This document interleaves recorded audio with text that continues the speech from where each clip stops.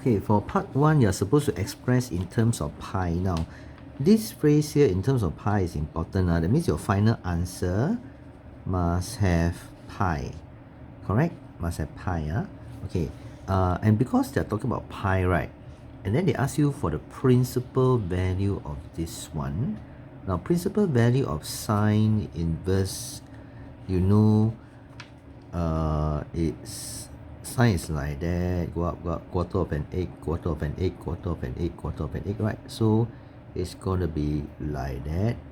Okay, but you cannot take the other quarter, because you take the other quarter, then when I draw a straight line, horizontal line, it will have two intersections, and that's not 1 to 1 already. So it should be this way.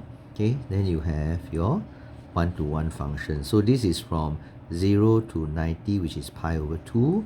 This is 0 to minus pi over 2. So your answer must fall within this range, minus pi over 2 to pi over 2. Okay. So that's the first thing you need to know lah.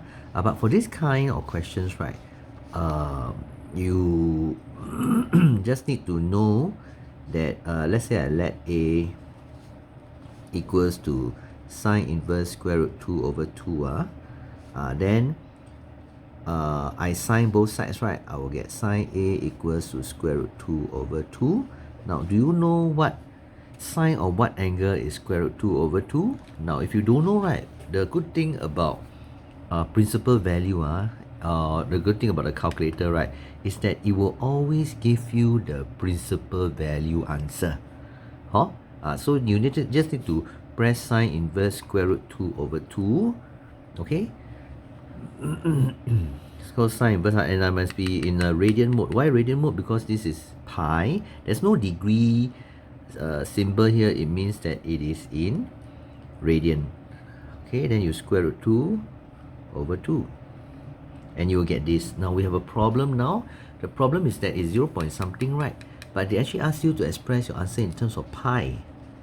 So this 0.785398, how many pi's are there inside this number?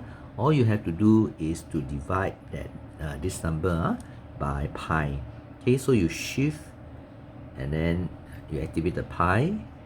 Then you find that, oh, it's actually 1/4 pi. So that's your answer. Okay, or you can write pi over 4. That's for the first part. Now for the second part, you have to read very carefully. Okay, because they are not asking you for the set of values of this. Okay, what do I mean? They're not asking you for the set of values of this, How normally the questions that we do is a set of values of this, but now they're asking you for the x, the inside, this particular unknown x. Okay, so what I do is I always, okay, to make things simpler, I let A be this, then I cos both sides. Okay, I cos both sides. So my cos A is 1/3 x. Now what does that mean?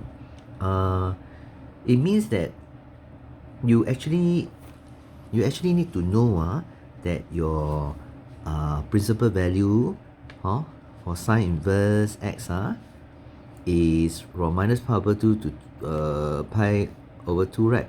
But this is minus 1 and this is 1, right? Okay, this, what is this? This is your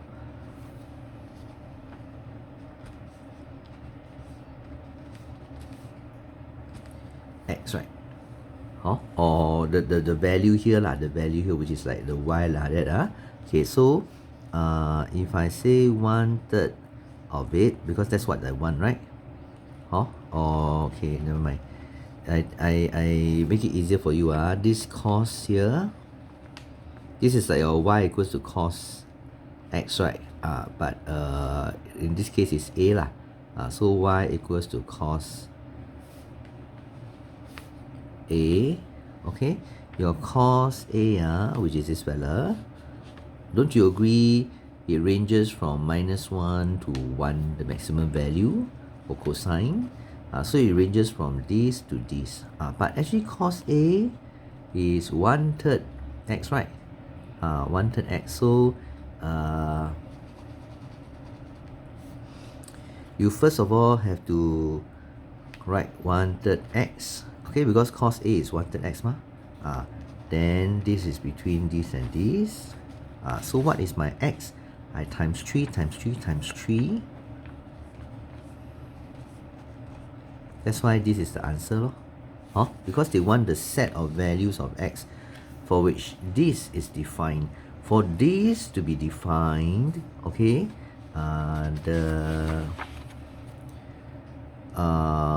this so-called y value must lie between -1 and 1, because that is what your sine graph is like.